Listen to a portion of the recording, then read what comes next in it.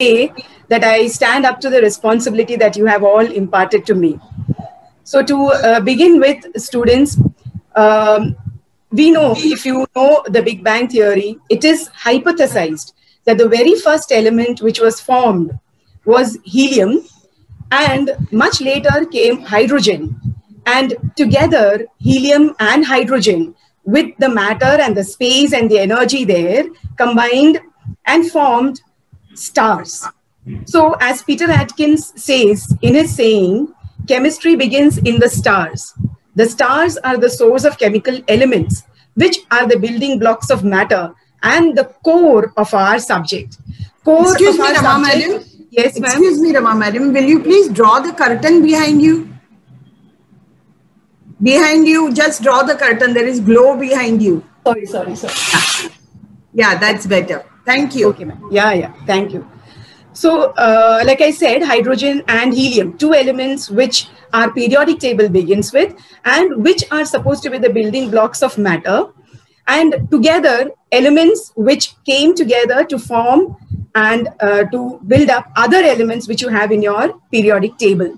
So as you can see on my screen, I have also put up some few elements here. If you have been good with your periodic table, I'm sure you have recognized these elements. As I ask you these questions, try to work them out in your mind. Of these elements, there are three elements which are rare earth elements. They are found in the F block of our periodic table. And if you have got it right, they are yttrium Y, erbium Er, thulium Tm. These are three rare earth elements. There is rhodium, which is also very rarely found on Earth, but and not on its own. It is found with the ores of nickel and platinum, and it's a D block element. I have a P block element here, which is carbon. Carbon, I don't need to introduce you to carbon much, forms the building block of us itself, of all organisms. And we have the most abundant element after oxygen on the Earth's crust, which is silicon. Now, just like during the formation of the Earth, hydrogen and helium, I said, came together, assimilated, and formed the entire being of the Earth, what we will also do is, we will assimilate all our knowledge, all the matter within us, with the help of the energy and the space that we have, to systematize what we know about this subject, which is chemistry. So in my presentation today, I am going to try to bring chemistry very systematically to you so that you come out of that fear of chemistry and start with the subject full through. Now, we started with the sky and the stars. Why go there up? We come very close to ourselves. The water that we drink is a chemical. The toothpaste that you use, the brush that you use, the teeth that you brush on is a chemical, made of chemicals. The milk you drink, the bottle in which the milk comes, or the plastic in which the milk comes, is a chemical. Fruits and vegetables have chemicals in them. The synthetics that you wear are nothing but synthetic chemicals. Inside your body, the mechanisms that happen, the acids which are produced are all chemicals. The houses that you build with cements and bind them are all chemicals. The explosives, the drugs, the dyes that are around you are all chemicals. And why go far? The air that you breathe is nothing but built of chemicals. So as such, chemistry is not very far away from you. It's very near to you. The only thing is that as a subject, we need to understand chemistry. So for us in the 12th standard, as we look at chemistry as an important subject for us to score, chemistry needs consistent weekly attention. It needs constant revision. It needs continuous part by part evaluation, where I'm going to take topics I'm going to convert into chapters, and chapters I'm going to convert into the entire textbook. So it needs part by part evaluation. It needs combining of more than one topic and self-evaluation initially. And accordingly, it needs a lot of correcting of our mistakes, rewriting and reinforcing concepts that have gone wrong. So chemistry, to understand chemistry, we must do, and to score well in chemistry, we must do our homework proper with respect to the subject. So to start with, let's start with the portion. Now we all know that Maharashtra State Board has Rama, reduced... 1 minute. Rama, sorry to interrupt you. Can you speak a little louder? Can't hear me, ma'am? Little louder would be better. Okay, ma'am. So we start first with the portion. And we all know that 25% of our portion has been reduced this year due to the conditions around us, COVID and other problems around us. For you, there is 25% of the total portion which has been reduced. Keeping main topics intact, some subtopics have been cancelled for you this year. Now, this is an outline of what has been the portion that has been deleted or which has been made non-evaluative for you. So this entire thing that you see here are all non-evaluative topics with respect to the main topics that you see on this side. So there's a lot of portion which has been deleted for you. For example, if I take out of this one topic, which is chemical thermodynamics, you will find in chemical thermodynamics, along with the introduction, thermodynamic equilibrium, topics like spontaneous process, the last part of your chapter, which is dealing with spontaneous process, entropy, second law of thermodynamics, and Gibbs energy. They have all been deleted. So you don't have these portions in this particular chapter of thermodynamics. So what, and also problems, certain problems have been deleted accordingly. So problems like 4.16, 4.17, etc. have been deleted for you.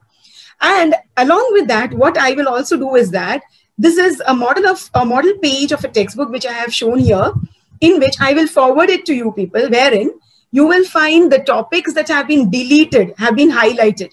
So it will become very easy for you as you open the page, you find the highlighted topics, you know that they are deleted, and you can go ahead with the topics that are there for you this year.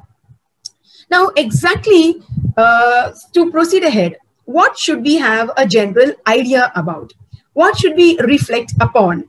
So we must start with the portion itself. We must know the chapter-wise distribution of marks of all chapters. Okay. Along with that, what we also need to know is our learning objectives and to a certain extent, the difficulty level of questions that can be asked. We need to know the weightage as per the type of questions which are given to you in your paper. And we also need to know the format for our question paper. So we start with the chapter-wise distribution of marks of the chapters so as to make our learning effective. Now, this is the chapter-wise distribution of different chapters in your textbook. These are the first 6 topics, and you find most of the topics are with option carrying 5 to 6 marks. So I have written weightage of unit without option here, and this is weightage of unit with option. So we have with option almost 5 to 6 marks in all these chapters, except for 2 chapters, very important, chemical thermodynamics and electrochemistry. So quite a lot of marks here for these 2 chapters with option, 8 marks for thermodynamics and 7 marks for electrochemistry. Moving ahead, the rest of the 9 chapters are these. And in this also, you will find these 2 chapters, that is elements of group 16, 17, 18, which is your chapter 7, carries 8 marks. This is based on the marking scheme which has been given to us. We don't know whether ahead it may change or not, but as of now, we stick to this. So we have these 2 chapters carrying 8 marks, considerable amount of marks, and not very difficult chapters to look at and to understand. Then we have coordination compounds with option 7 marks. And here we start with organic chemistry. We have halogen derivatives 7 marks, alcohol 6 marks, and very important aldehydes, ketones, and carboxylic acids for 8 marks. The last 4 chapters carry 4 marks each. Accordingly, you can prioritize. Now, this particular chapter-wise distribution, why is it? As such, if I'm going to study all my chapters, I don't need to know what are the marking scheme or for each chapter. But how it helps me is to prioritize my chapters, to understand which chapter I must do as a whole and which chapter I may risk taking up certain few topics only. So this is what gives you an idea about chapter-wise distribution of marks with option and without option. Okay. Apart from this, this is just an insight into learning objectives. We know that there are certain learning objectives which we intend to test you upon when we give you a paper. So it's based on knowledge, it's based on understanding, it's based on application and skill.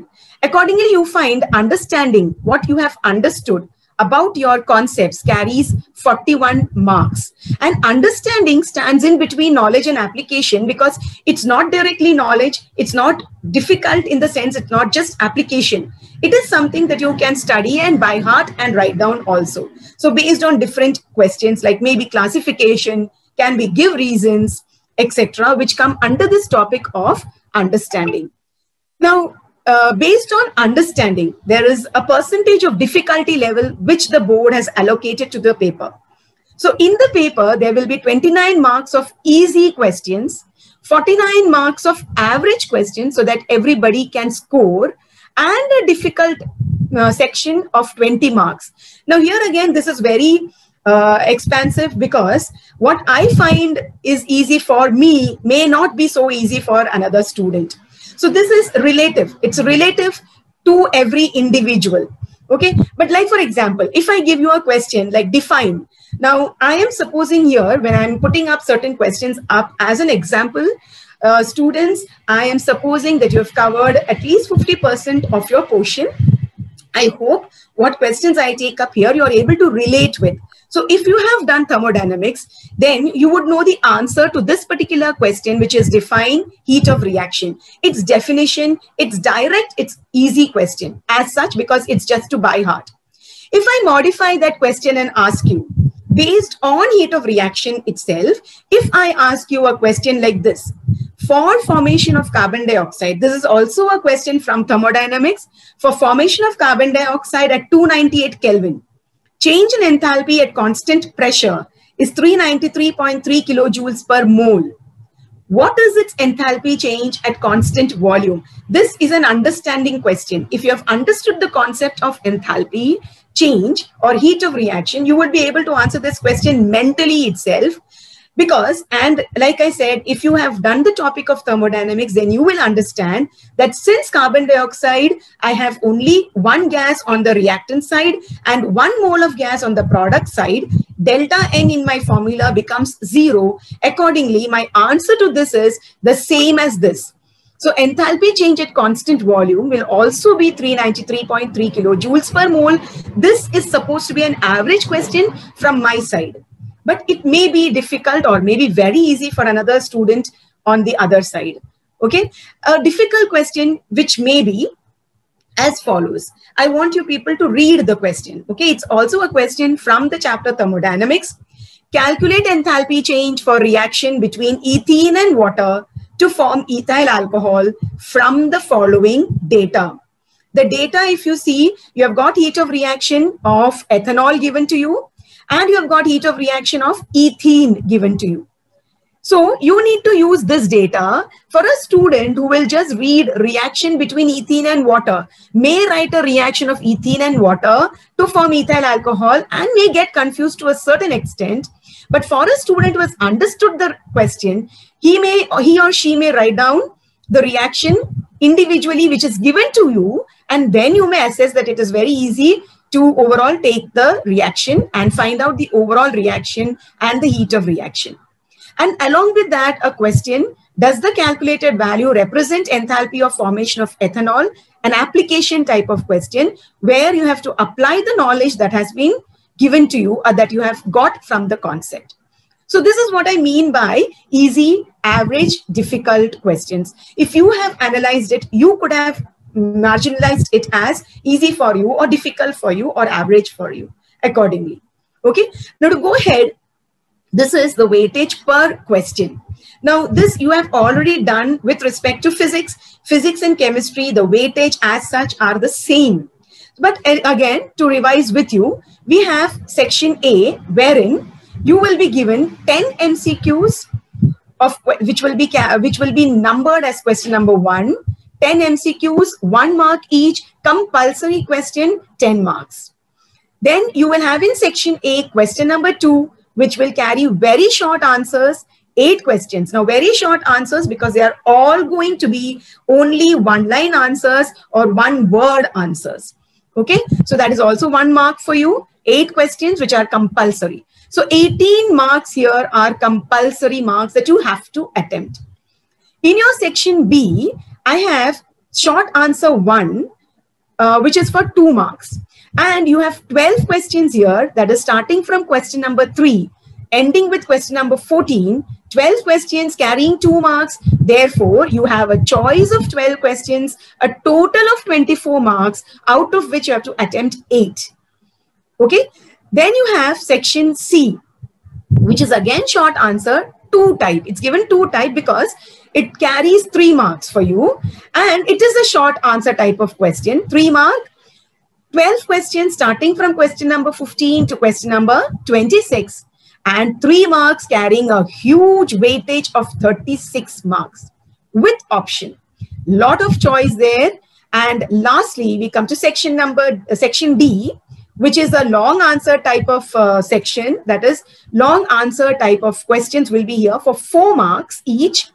5 questions starting from question number 27 to question number 31, and 4 marks for each question, long answer, giving you 20 marks totally, with option, that is, okay? And totally, therefore, you have 98 marks with option in your paper. Mind you, out of this 98, this 18 are compulsory. So 80 marks totally you have with option, out of which you have to attempt 70. That is, if you take up the 18 marks compulsory here, then what remains for you are 52 marks that you have to attempt from totally a 70 marks option. So sounds very good, sounds very easy. Let's move ahead. That's the question paper, that is question pattern, and with the corresponding marks. Now, in your paper, therefore, in your question paper, if you open your question paper, how will it look? So I have my question paper in front of me. It will be divided into 4 sections. Okay, 4 sections. I have section A, section B, section C, section D. Just like I reinforced now for you, all these sections divided into different questions with your paper, and it will look like this. Okay, your question paper instructions initially. Your question paper will always carry a set of instructions, and whether you know it by heart or not, it's a request that you please go through your instructions which are given there in the front of your question paper, because there will be many things which are written there which may help you relate to what you have to do inside. It may just reinforce with respect to what you have to write inside. And there will be many other things given there. I'll tell you what. So your instructions initially will look like this. Section A, question number 1 contains 10 multiple choice questions carrying 1 mark each. Question number 2 carries 8 very short answer type of questions carrying 1 mark each. Now, as a sample, if I have a question like this in an MCQ, that is within the first 10 questions, I have a MCQ like this. I've taken a question from your 11th standard, so you would be able to relate to it. Alkanes react with concentrated HNO3 at about 423 to 698 Kelvin to form A amide, B cyanide, C nitroalkanes, D amine. It's a 1 mark question, and your answer to the question is nitroalkanes. So I write option, that is C, and I write the answer nitroalkanes. Correct answer will give me 1 mark immediately. Okay. Question number 2 may look like this. What is the maximum oxidation state shown by manganese in its compounds? So if you have done the chapter of transition elements, you would be able to answer this question. Even if you have not done, if you know the compound manganese forms, like for example, KMNO4, you can very easily calculate even now mentally and give an answer for this. If your answer which you have mentally calculated is +7, then you are right. So the maximum oxidation state that manganese can show is +7. That answer will give me 1 mark. So these are the type of MCQs or the type of very short answer questions that you can get. Okay. Next, following the instruction for section A will be the instruction for section B. So the instruction will go like this. Question number 3 to question number 14 contains 12 short answer 1 type of questions. 2 marks each. Attempt any 8. So this is 2 mark of questions. So remember, 2 marks, immediately to your mind what comes is 4 points, or 2 marks, half mark each. Accordingly, there can be many type of questions which can be asked. I've just given some model questions here. Questions can be like drawing. It can be draw a label diagram of standard hydrogen electrode, proper labeled diagram. For 2 marks, it can be state and explain Henry's law. So it's a law for which you have to state, give the statement. Statement will always carry 1 mark. Explanation is going to give you another 1 mark. Explanation may have a formula which you must provide. There can be questions like distinguish between for 2 marks, which means 4 points. We know that it's been instilled into us. 2 mark, distinguish between, only 4 points. Okay. It can be a problem like what I have given here. Calculate the work done by an ideal gas. So the problem, if you read it, if you have understood the problem, if you have done the chapter, you will understand that it's a very short problem which can carry half mark for the formula, half mark for the substitution, 1 mark for the final answer. Okay. So this is how a 2 mark question may be divided into. Following instruction of section B, you will have instructions for section C as follows. So the instruction will be like this. Question number 15 to question number 26 contains 12 short answer 2 type of questions carrying 3 marks each, and attempt any 8. So you have understood 3 mark question, 8 you have to attempt. From the 12, you can leave 4 out as an option, and you will, if you attempt all the 8, you stand a chance of scoring 24 marks. So what type of questions can come here? One model question which I have given here with respect to a reaction is this. How is benzaldehyde prepared from toluene? How can you prepare acetic acid from methyl cyanide? Or can be a IUPAC name and structure of a particular compound for 1 mark. So what I have done here is I've taken the same chapter. All the 3 questions belong to the chapter aldehydes and acids, ketones. 1 mark I have given each of these questions carrying a total of 3 marks. It may not be divided like this. It may be 1 full question. Like for example, I may ask you a full question of explanation, state and explain Hess's law for 3 marks. So it can be an option like that also. But this is the type of 3 mark question that you can get. Following section D will be instruction for you, which goes like this.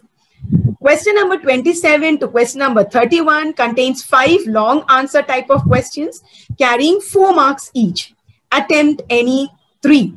So there are 5 questions. You have to attempt any 3, 4 marks. So most probably, you know, a direct 4 mark question may not be asked. It may always be divided into 3 plus 1 or 2 plus 2 and so on. So you may have a question like this. I've put 2 questions here and 2 questions which I've taken from 2 different chapters. This is where my option matters. If I have left the chapter, then one of the 2 options I may not be able to clear. And out of the 4 marks, I may get only 2 marks. If this is one question, I have to compulsorily attempt. So here I've got explain the Deacon's process for manufacture of chlorine for 2 marks and represent the cell reaction and write its cell representation for a standard hydrogen electrode, which carries 2 marks. So as such, you know, sometimes when I have a 4 mark question and I have divisions like this, I may not be able to exactly pinpoint how many marks for one question. Read the question, however, and answer as per the question that has been asked. Forget about other things. If you have time, you put in what you know within that time. Don't waste time putting in many extra points, but what you know, what are important, don't forget to put it in, so that if the paper goes for moderation, there is no way the moderator can cut marks for you saying that this point is not there or that point is missing. Okay, so this is your section D. So you have covered the entire section in your question paper. Apart from that, I told you read your paper because there may be other important instructions given. Like for example, these are instructions which are quite used to. You will not be allowed a calculator. Logarithmic table will be given to you. Figures to the right indicate full marks. And what is important are, why I told you to look at the instructions is because physical constants like Avogadro's value of Avogadro's number, value of gas constant, value of atomic weights are given here. Later, you may be thinking where it may not be with the sum, it may all be accommodated here. So you need to read your instructions, at least go through your instructions once. And the most important instruction is this, which is how to write an answer for a MCQ. Even in chemistry, we do not expect you to write down the full statement. We want you to only write the answer with the option, which is option A and the answer, or option C and the answer. And one statement which has been compulsorily written by the board in the question paper is only first attempt will be considered for evaluation. You know, we used to get papers wherein students, very smart, they want to get marks somehow. So what they would do, you know, after alternate pages, they would write down the MCQs all again. So first MCQ, all MCQs with one answer, A option, then with B option, then with C option, and then with D option also. So it is up to the examiner to turn the pages and see which is right and give marks. So to stop all that, this particular statement, very important, written on your question paper, remember only first attempt will be considered for your evaluation.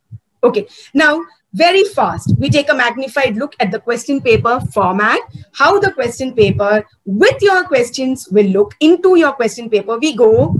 Question number 1 will be select and write the correct answer from the following. 10 marks, 10 questions, 10 MCQs. What I have not told you till now is that, or which you would like to know is that, there will be only 2 numericals in your MCQs. Unlike physics, the mark given for MCQs in chemistry is very less. You will have only a maximum of 15 marks, minimum of 12 marks in your paper. So in this question, there will be 2 numericals, MCQs, okay? You have question number 2, 8 questions, 1 to 8, very short answers, definitions, 1-line answers, 1-word answers, formulas, reactions will go here, and only 1 numerical. Okay, so your question number 2 in section A will carry only, or will show only 1 numerical. In your section B, try to recollect what did we say about section B. Section B, question number 3 to 14, 2 marks.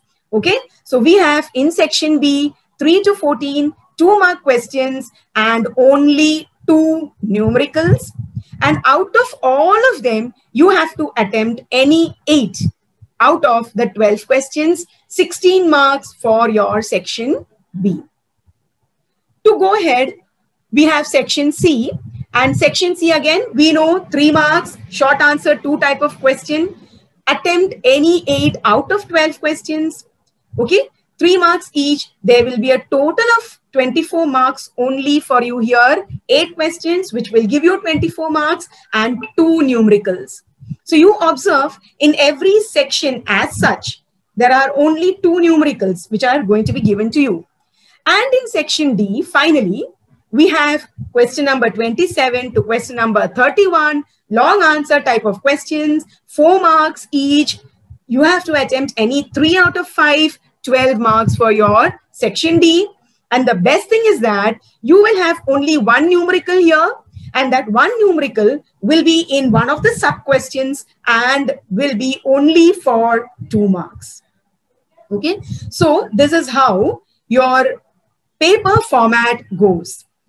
Okay, so here I'm going to give you 5 seconds time to just recapitulate with what we did with respect to a question paper format. Any doubt that you have, please make it a point to note down so that we can answer them later. So to move ahead, okay, what we just saw, I just sum it up in short and give you an outline like this, which is, again, I want you to go through this on your own here. I have spelled it out for you. Now you go through each one of them. You have section A, question 1, question 2, 10 questions, 10 marks each, 8 marks for question 2, compulsory 18 marks. Okay. Section B, 12 questions, 2 marks each, 24 marks for 8, that is 12 questions, 24 marks with option. 8 you have to attempt, 16 marks you will get in this question. Section C, 15 to 26, 12 questions, 3 marks each, with option 36 marks. Without option, what I want to attempt will give me 24 marks. Section D, question number 27 to question number 31, 5 questions, 4 marks each, 20 marks with option, 12 marks that I have to attempt compulsorily, any 3 out of 5. So with option, I have got to attempt 98 marks, but without option, I need to attempt 70 marks totally in my paper. Okay, so this was the paper format for you. Now to attempt a paper, obviously, I need to have an insight into what the paper will carry. I need to know what the paper actually, the matter that the paper will carry. I need to have an idea, an insight into that first. So I take up the topics as such and some important points that you need to remember. So first thing, before I go on to my topics separately, there are certain points that I would love you to remember and keep in mind.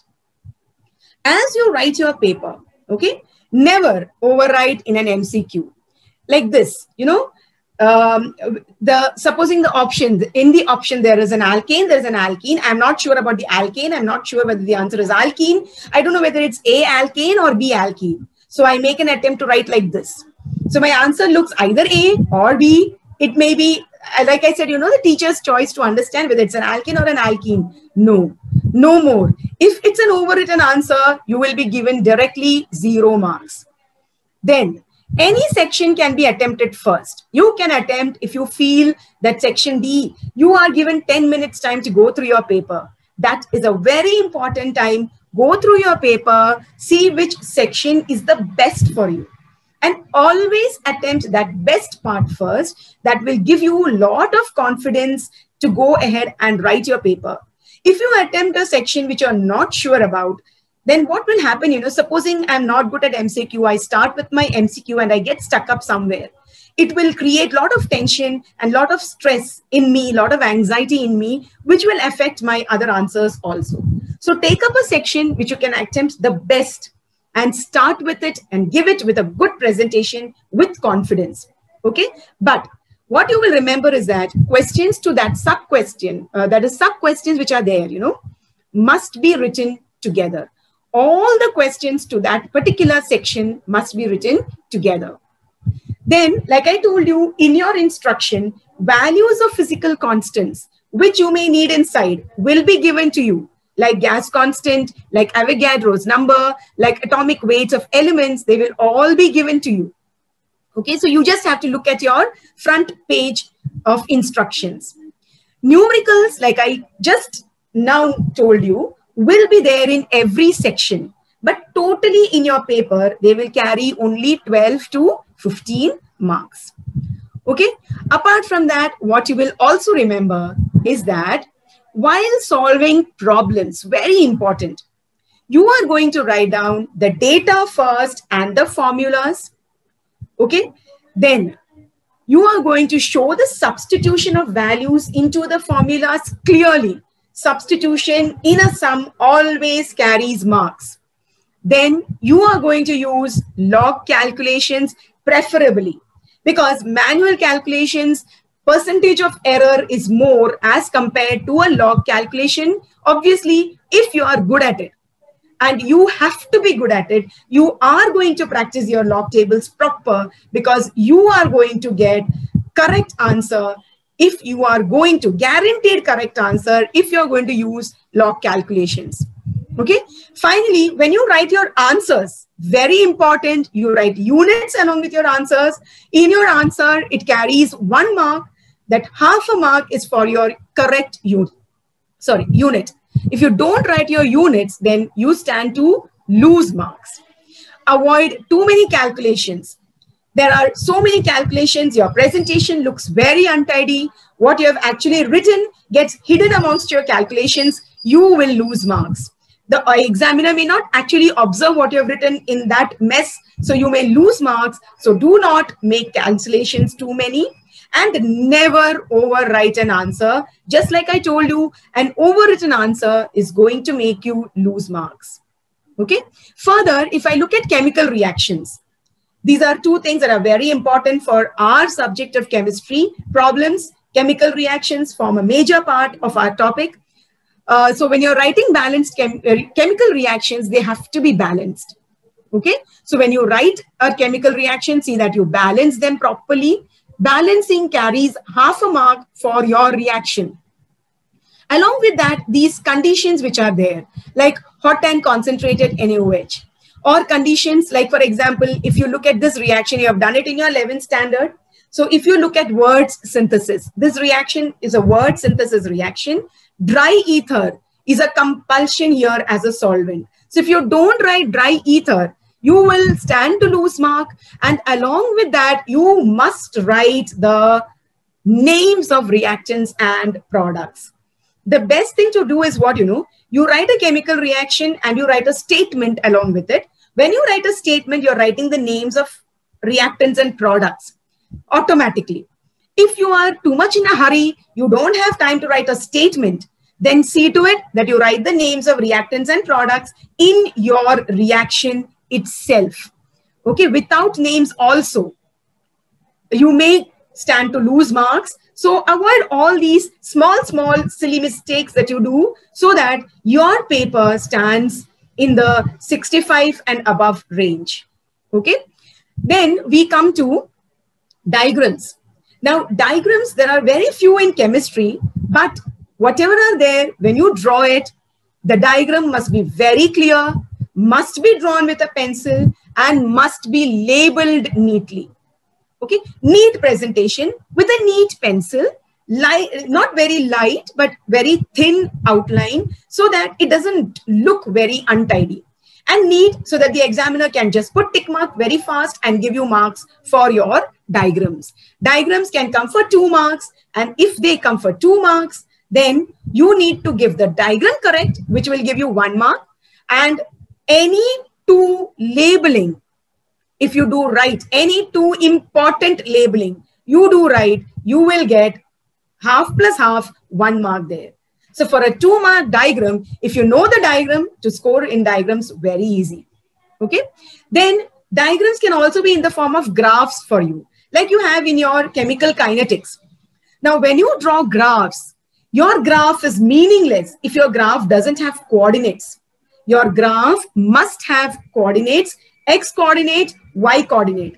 Without, now look at that graph. If I don't write log of A0 by AT and concentration, I just draw a line here. What am I talking about? Which property am I relating here? If that's not understood, then your graph will not give you marks at all. Okay. Then we come to general instructions, like you have been told already in physics, it has been repeated for you in bio. Read questions properly and answer appropriately. Always keep the mark in view. Okay. When you're answering, just look at the marks which are given on the side and accordingly think and answer. You are now in your 12th standard. You have written so many exams. You should have an idea about what you're supposed to present there, at least an approximate idea, so that you don't miss out on anything. Okay. So always keep marks in view. And normally, remember, when I ask you a statement, like state a law, it will always carry 1 mark, and you need not give examples there. Now, look at this particular example here. Okay. I have given, now what I meant by saying read questions properly. State the Hess's law will carry 1 mark. Even if it is not specified, state will carry 1 mark. If I modify it and I write state and explain Hess's law, it will carry 2 marks because it's statement along with explanation. If I modify it further and I write down state and explain Hess's law with suitable examples, then it may give me a 2 mark or a 3 mark. It may be a 2 mark or a 3 mark question where I'm going to state, where I'm going to explain, where I'm going to give examples. So have an approximate idea, be mature about what you're going to present. That much of presence of mind you must keep within you while you're presenting your paper. Another example is with respect to distinguish between. So now distinguish between will normally come for 2 marks. You will have to write 4 points. That's understood. But the points, must be related to each other. What do I mean here? Supposing I take a distinguish between isothermal and adiabatic process. Now, again, I am restricting to the chapter of thermodynamics. So when I take up these 2 examples, I want to relate the 2. I want to distinguish between the 2. If you have done it, you have time to think about what you're going to write down. Okay, right now. So supposing I write the points like this. Process in which temperature remains constant, isothermal. Process in which heat remains constant. Next point I write is process in which heat of the system changes. Process in which temperature of the system changes. Now I want you to read this in your mind right now. Okay, just read it and understand what I've given here. So now if you see, the points are right, but from my exam point of view, they are not related. They would have been related if they would have been written like this, in fact. If my point would have gone like this, wherein in the first point, I have related temperature. In the second point, I have related heat. Then my points are right. Now read it. Process in which temperature remains constant. Process in which temperature of the system changes. Process in which heat of the system changes. Process in which heat of the system remains constant. So now I have written related points. So write related points for distinguish between. That will ensure you full marks. Okay. Now overall, to make your presentation neat, what an examiner needs is a neat presentation. What an examiner loves is a neat paper, not so neat as I've shown in my diagram, not empty, written, but written neatly. Okay. So now how will you make your presentation neat? Each one of us has an idea about how to write down the paper. Some things that you will keep in mind is that always start a new section on a new page. And if supposing you have written an answer to a particular question and the space is very less down, there are hardly 3-4 lines. Don't start a new question on that page. Leave that page. Start a question fresh on the next page so that, the entire answer is there for you in that page. So the examiner, while giving marks, doesn't miss out on what you've written on the previous page. It may happen that he may not remember you have written something on the previous page and that carries half a mark. So you may lose half a mark there unnecessarily. So always write answers together as far as possible. That will all give you a systematic and neat presentation. You can start with any section like I've told you before, but write the question numbers correctly. Be systematic in your approach always, preferably for a particular section. Okay, write the questions in order and write them systematically. What I mean there is, supposing in section B, I know there are questions from 3 to 15. Now I know question number 12, I know 9, I know 8, I know 5, I know 6. Suddenly I remember 12, so I write 12 first. Then I write 6, then I go to 5, then I come to 3. That makes it, the presentation is haphazard, it's messy. You will not lose marks, but obviously it's going to play on the mind of the examiner that you've written all upside down. So try to see to it that you make your presentation in order. You forget something, leave that question immediately. If you can't get it within 1 minute, 2 minutes, leave the question immediately. Go to the next question, leave space for that answer. Go to the next question, start writing. Many a times, when you write something different, the previous one immediately strikes you. Yes, I've forgotten this. This is how it should continue. You can come back to your question. Many a times when you look at it and you think and think and think, you will not be able to recollect. This is how you may recollect later. Sudden recollection is very probable while you're writing an answer, especially in an exam. So leave a question you don't know. Don't sit and waste time on it. Okay, go to a question you know, because by the time you finish your paper, you should have the satisfaction that you have attempted whatever you know. There should be not a single question left that you knew, but you couldn't attempt because of lack of time. So time management, very important. Okay. Now, to go ahead, what we need to keep in mind next is this. That is, many a times you may have short notes, you may have explanations, you may have give reasons. Okay, you will be writing a continuous note, theory type of answers. So to make the answer immediately understood by the examiner, underline and highlight important points. Now, highlight doesn't mean that you use a highlighter. You're not allowed to use a highlighter. You just underline. I meant by highlighting is that you make that point prominent to the examiner by underlining with a pencil.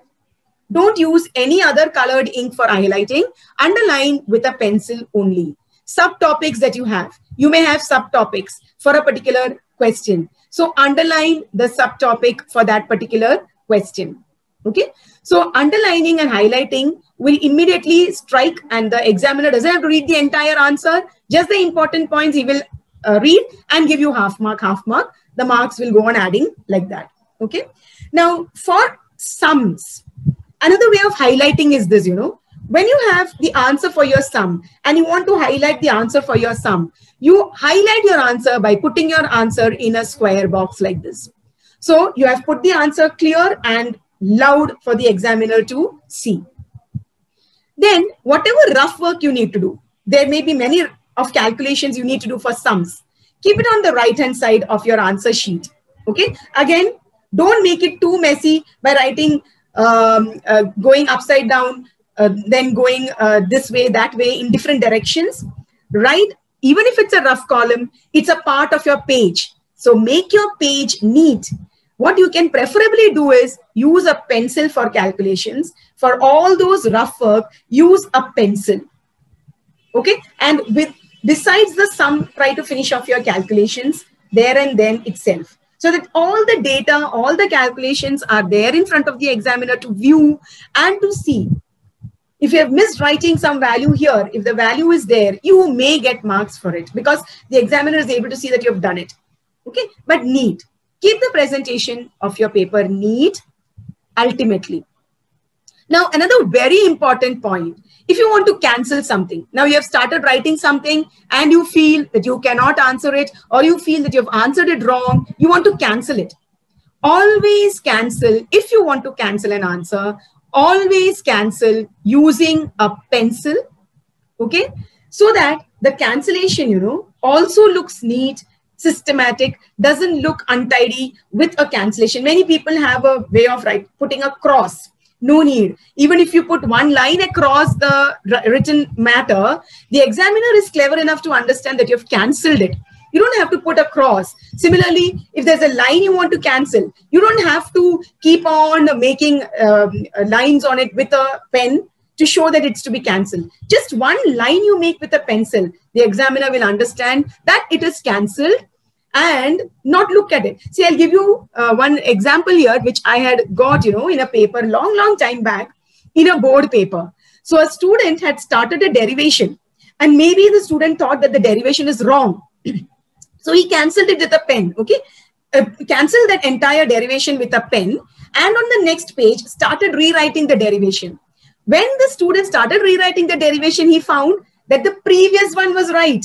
And what he thought and he started to write was wrong. So what he had to do, you know, he had to again rewrite all that derivation that he had written before again. Imagine the amount of time he has lost. But if it would have been cancelled with a pencil, there was a chance that he could have rubbed it and continued with it on that page itself. Okay, so always cancel using a pencil. Then last but not the least, okay, which is counter check. Once you've finished your paper, always counter check. You have this habit, I suppose, of ticking what you're going to answer. Counter check by crossing it, that you have attempted all the questions, especially the sub question. So there may be sub questions, like I had given you a sum before. If you remember, I had given you a sum on thermodynamics, and last I had asked you, does the heat of reaction obtained represent heat of formation? Now, many students may miss out on that question. That's a sub question to the question. So see that you have answered the sub questions also. And if time permits, obviously, please attempt extra questions, but write the question number correctly. Okay, write the question number correctly. Why should you write the question number correctly? Because many a times, you know, what happens is that maybe, and why I tell you to attempt extra questions is because if you get a question where you have got, say, 1.5 mark, and the extra question that you have attempted gives you full 2 marks, then the examiner has to consider the marks for that extra question that you have got. So those 2 marks will be taken into consideration. That is one thing. Secondly, try to attempt questions that you know, because many a times, you know, this is not a correct thing to say, but many a times there are questions which may carry some mistakes in them. And if the question carries mistake, and if the student has attempted the question, then you may stand to get marks. Okay, so attempt extra questions, but only if you get extra time. That is the last 10 minutes. If you're free, you have checked and you're finished, then you start to attempt extra questions. Okay, now as the saying itself tells you, the scariest moment is always just before you start. You need to start somewhere. You need to go ahead and start with your work. Let us systematize. Yes, ma'am. Something you want to tell me, ma'am? So let us carry on. Yeah, let us systematize what we have done till now and go ahead with our chapters. Now, physical chemistry chapters that you have got, you know, are all of them. You can see there are 6 physical chemistry chapters here. Solid state, solutions, ionic equilibria, thermodynamics, electrochem, chemical kinetics. Now, these physical chemistry chapters, you know, they are totally giving you 38 marks with option and 26 marks without option.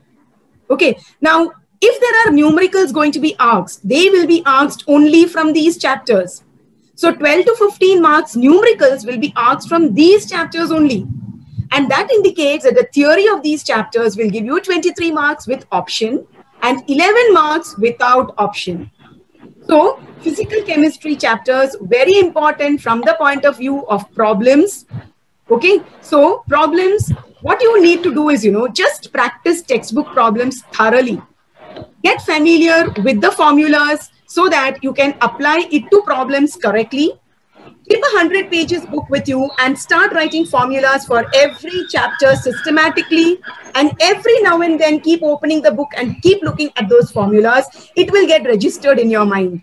And once you know the formula, you know how to apply the data that has been given to you. So do not avoid problems. Do only textbook problems. Most probably those are the problems which are going to come to you for your exam this year. Similarly, all the theory, there will be a lot of theory here apart from problems. Theory like definitions, short notes, derivations, diagrams and graphs. Also, you systematically categorize them, prepare notes, categorize them and keep them separately with you so that on the exam day, you don't have to keep glancing onto your textbook. You have everything ready for you to look at and to quickly revise. Okay, so preparing notes will help you revise in giving you quick revision anytime during the exam. Now, organic chemistry chapters, which we are so scared of. Many people are scared of organic chemistry chapters. But organic chemistry chapters like halogen derivatives, alcohols, phenols, aldehydes, ketones, amines, if you look into it, and like I said, if you start with it, you don't get scared with it, but you start with it, they are very easy to understand and to analyze.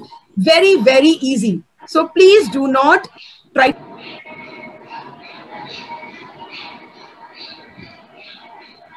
Take them head on and start dealing with the chapters one by one. Okay. Now the above chapters carry 25 marks for you and 18 marks without option. So 25 marks. These chapters, what will they have? They will have organic reactions, they will have IUPAC names, they will have mechanisms.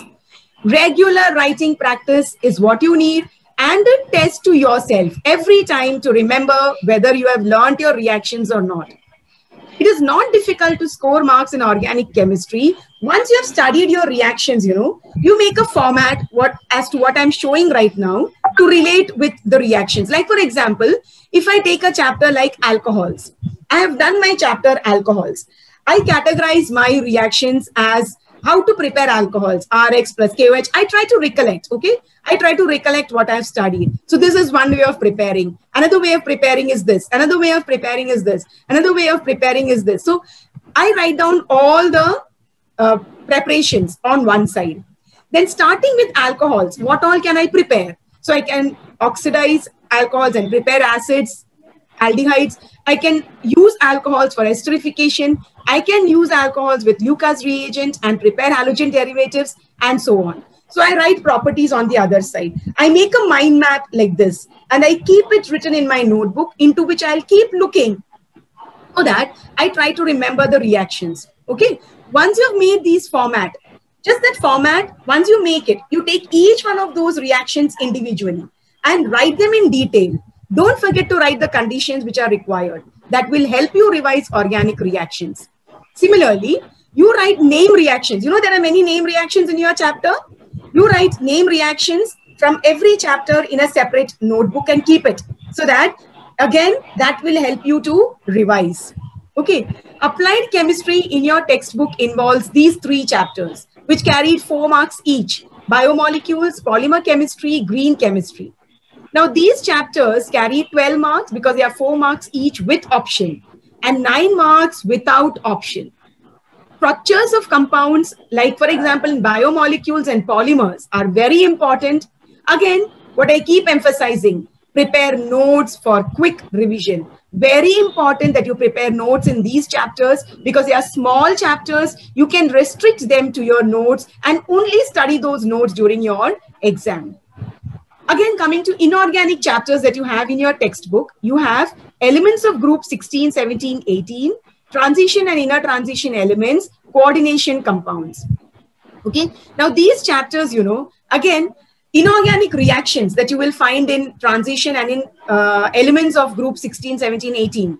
They're very random reactions, not like organic reactions. They're simple to remember.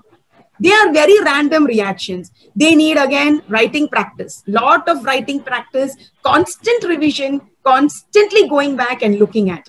So you need constant writing practice. And again, you need to make notes based on definitions, based on short notes, based on give reasons, based on structures. Very important to know structures in the chapter elements of 16, 17, 18 and in coordination compounds. Also, there are stereoisomers that you need to know with respect to structures. Okay, so make notes. Notes, very important for you. Then what else you need to remember here is that there are short notes, there are IUPAC names even in your inorganic chemistry with coordination compounds. There are structures, there are isomerisms, there are hybridizations, etc., which are very important topics.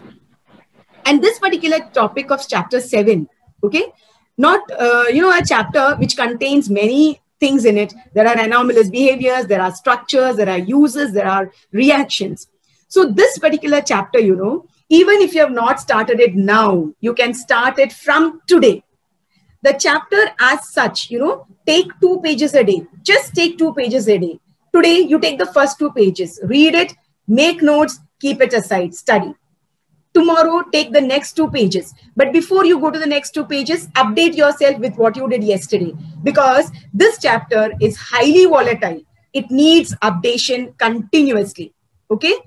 Do not leave the chapter for last. If you are aiming to score a 70 or a 68, you will not leave this chapter to the last because you will never be able to do this chapter towards the end. And the best thing for you students this year is that so many reactions from this chapter have been cancelled. Till last year, there would be around 400 reactions in the chapter, which is not there for you. Luckily, you have much, much less reactions in the chapter. So more of theory to be dealt with. So do the chapter from today. Make yourself a promise. Chapter 7, you are going to do from today. Okay. So in totality, you know, what we need to keep in mind is this, which is, there are certain repeating words which I kept repeating throughout my lecture. Make notes. Make notes. Maintain a separate notebook for formulas, for mind mapping of organic reactions, name reactions. You know what name reactions are? There are reactions like Finkelstein reaction. There are reactions like Gattermann-Koch reaction, Rosenmann's reaction, then Gabriel Thalamide reaction, and so on. They are name reactions. They may come to you as 2-mark short notes.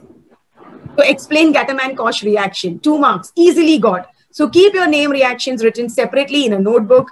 And for green chemistry, a chapter which is something, you know, very vague, you have to maintain a question answer notebook for green chemistry and nanochemistry.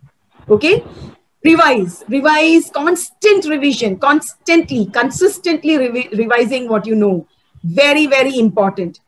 Look at your notes, read your notes, mentally recap your notes, view the page that you're going to open in your mind. You know, every time before you open the page, you get that page in your mind first, then you open it. So it gives you that memory. You write down the matter by memory, you know what you've written. And if you recollect by memory, you know, you will never forget that page again.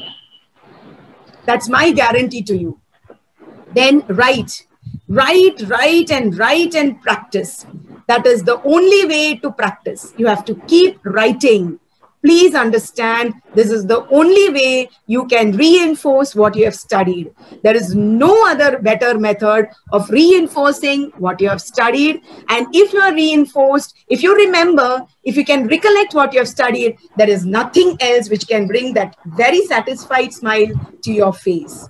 Okay, and we want you to be happy. So read your textbook thoroughly. As far as possible, write definitions from the textbook only. If there is a doubt in the mind of the examiner, he or she is going to look into your textbook to see whether you're right or not. So look at your textbook often, read your textbook often, come back to your textbook for reference and for guidance. Okay, and why, finally, why are we supposed to do all this? We are supposed to do all this. Why am I giving you all this lecture about your paper format, your question paper setup, your textbook chapters, how to study, what to do with yourself? It is to ultimately evaluate yourself. It is ultimately to see whether what you have read, what you have revised, what you have practiced so much, okay, you are ultimately able to recapitulate or not when you need it. You're ultimately able to recollect or not, and ultimately whether you're able to present it or not in your paper. That is what we need to actually understand, whether you can stand up to what you have done. Okay, and like is written in the saying, studying hard is the best form of luck that you can ever have. So nothing to wait for. We will start writing papers. We will get ourselves evaluated, because that is the only way you can reinforce what you have studied, and how well you have studied, you will understand. Okay. One last thing that you will keep in mind before starting to write a paper. Obviously, after you have done your portion, you will always remember, see, when you're writing a paper, time management, very important. So section A, you are going to spend 40 minutes. Now, this is just mentally to keep you in check, okay? Mentally, you're going to keep in check whether 40 minutes, this much minute I finished or not. Not that every time you look at the time. Mentally, keep in mind 40 minutes for section A, 40 minutes for section B, 60 minutes, that is 1 hour for section C, 3-mark questions. It will take time, but 1 hour. And section D, 30 minutes, half an hour to finish 3 questions, half an hour. So ultimately what you do, you finish your paper in 170 minutes, 10 minutes for counter checking and attempting extra questions. Now it will vary with many students. Many students may not know all the 70 marks. So they may finish much more faster. They may have a lot of time to counter check, and they may not know many questions to attempt extra. but that is not what we want you people to do. We want you people to finish in 170 minutes, written with all the 70 marks that you know, and we want you to even attempt extra questions in that 10 minutes that you have gained, you have profited for yourself by writing papers. Okay, so ultimately, please remember, we are all looking at the finish. You have to be slow. By slow, I don't mean that you'll be so slow that you don't finish your portion within this year. You need to be thorough. What I mean by slow is be thorough, be steady, that is, be consistent in your studies, be systematic, be regular in your studies, be self-motivated. And be self-motivated meaning you have to be goal-oriented, and you will surely win the race. You will surely reach your finish with full marks. And what you as students need to score more is in PCMB. I don't mean PCMB, physics, chemistry, maths, biology. What I mean is you need to score more in your practice. You need to score more in your confidence. You need to score more with respect to your motivation, with respect to your belief. Okay. Ultimately, I thank you all for giving me your time. And if I have helped you in some way, I'll be very, very happy. And best of luck. I leave you with this message of best of luck for you, all my dear students. Thank you. Thank you, ma'am. Oh, okay, Rama madam. There are a few questions over here from the students. Yes, would you like to take it now?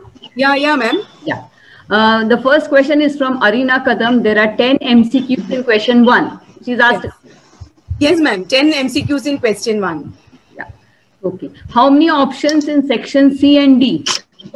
Section C and section D are both going to be, like section C will be 12 questions totally. And 3 marks, 12 questions. You have to attempt 8. So you have 12 question mark there, and then I open my textbook later to see what reagent I forgot. So this is one method by which you can try to recollect your organic reactions. You can try to write down your organic reactions. Okay. If you have any other changes, I don't know how I can, but if you can contact me, I'll help you with those doubts later. So this is in general how you will try to recollect organic reactions.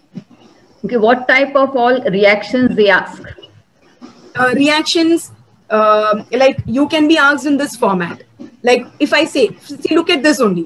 What will happen when alkyl halide reacts with aqueous KOH? So what will happen type of reaction? When alkenes react with cold concentrated sulfuric acid.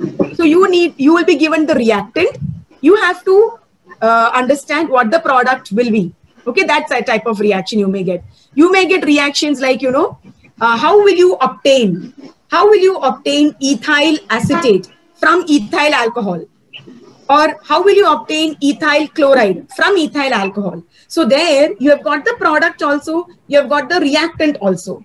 You may have to remember the reagents to write down that reaction. So these are the type of questions you may be asked. What will happen? How will you obtain? Write a short note on aldol condensation. That is a name reaction. Write a short note on Sandmeyer's reaction. Again, a name reaction. So name reactions can be asked. So these are type of questions. Or else you may be asked, you may be told that compound A reacts with KOH to give me an alcohol, which on further oxidation gives me acetic acid. So identify A, B, C, like that. So you may be asked an identification question. That may be a application type of question. Okay, so these are type of questions that can be asked in organic reactions. They are worried about the practical part. Any idea about the practicals? Ma'am, practicals, just yesterday we got a final list of practicals that we have to hold, but I have not gone through that. I will go through that and I will send you that format for practicals. Can you make the PDF and send it to us? Yes, ma'am. I'll make the PDF and I'll send it so you can send it to the students. Yeah, okay. Very good. Thank you so much, Rima. One more question. Is it okay if we write extra questions of a particular section after completing the entire paper at the end? You have already... Why not? That's why I told you, extra questions you attempt wherever you want, but write the question number correctly. See, section B will be from 3 to 14. So you have to write the question number correctly. If you write question 12, the examiner understands that you are writing from section B. If you want to make it more better, you write section B and write question 12. So the examiner will particularly know that you have written for 2 marks. You can always attempt it towards the end. Just make your presentation systematic and neat. That's all. So that the examiner can understand which question you are answering there. And one last question. Which mechanisms are the most important? Mechanisms, as of now, many mechanisms have been removed from your topic, from your syllabus. Mechanisms, aldol condensation, keep a mechanism in mind. Then there is formation of aldehydes. There is the formation of ketyl and aldehydes. There you keep in mind. So some very few mechanisms only for you. If you want, I will write down the mechanism name also and I'll send it, ma'am. Which mechanisms they have this year. So I'll send the mechanisms also. So you have to only refer to those mechanisms. That's all. How sweet of you. Great. I think Thank you so much, Rama Madam. What a great session. I hope Arina, Abha and others, you all are fully satisfied with this session. So Rama Madam has given you magic wand to pass through this exam of chemistry. Now, whatever instruction she has given, please apply it to all the subject when you solve the papers. And that is what we are giving you. Practice, practice, practice of writing, writing, writing. And apply all the rules when you solve Falashruti test series papers. Do that, please, student. Thank you so much, Rama Madam. Thank you, ma'am. Thank you. You've given a very good booster dose today. Yes, yes, definitely. Could you explain about the portion? 1 second. There is one more question over here. Ma'am, could you explain about conducting of practicals by teachers as given in PDF? That we have already discussed. That's discussed. Okay. We'll pass on the practical syllabus. I think they mean to say that would you explain to them about how to conduct the practice? I think when we have the subject-wise guidance lectures, that time you can talk about the practicals also. Sure, ma'am. Some additional time. I'll help you out there. Okay. Let's wind up then. Yeah, let's wind up the session. Thank you so much, Rama Madam, again. Thank you, ma'am. Thank you, students. Bye. Have a nice day. Wonderful session today. I'm sure students must have definitely benefited by your talk today. Hopefully, ma'am. Hopefully. Thank you.